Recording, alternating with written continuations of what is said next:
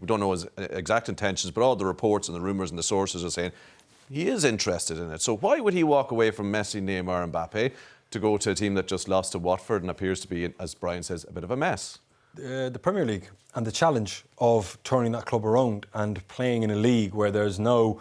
It used to be a big 2 with Manchester United and Arsenal, then there's a big 4, now it's a big 6. Newcastle could potentially make it a big 7. Every manager wants to test themselves in the most difficult environment. Now, Ligue 1 is a fabulous league, but PSG had a mishap last year, but they're going to win it this year at a canter, you know, and then everything comes down to the Champions League, and everything could come down to one leg in the Champions League in March or April. It's difficult, you know, to get that spot on. But the Premier League is where it's at for him. He has the experience of being there with Southampton and Spurs. The competitive juices will be flowing there. Fabulous interview from him. Just said everything correctly. I love Paris, which is true. I'm not going to speak about it. Perfectly executed, but I'm pretty sure his people are beavering away in the background trying to piece together a deal between PSG and Manchester United to get him out now and get him in, because, you know, the Champions League doesn't start till February, and it gives him a good chunk of time, and it gives him a transfer window as well to make some moves. Would you be as certain as that, Brian? No, I wouldn't be as certain as that, but I can that he'd be interested? Yes, I'd be certain that he'd be interested. I mean, if his wife and his son, I think, are still living in London, there has to be reason for that, where they were quite comfortable there.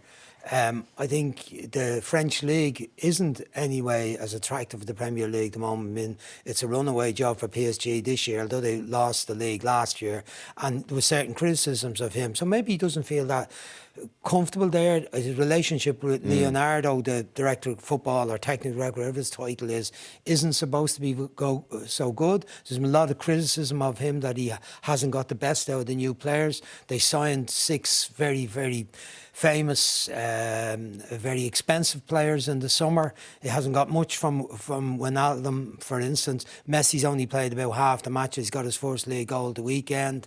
Sergio Ramos hasn't played at all. The full-backs have done okay. Mendes has just dropped in form a little bit. Hakimi has dropped in form a little bit as well.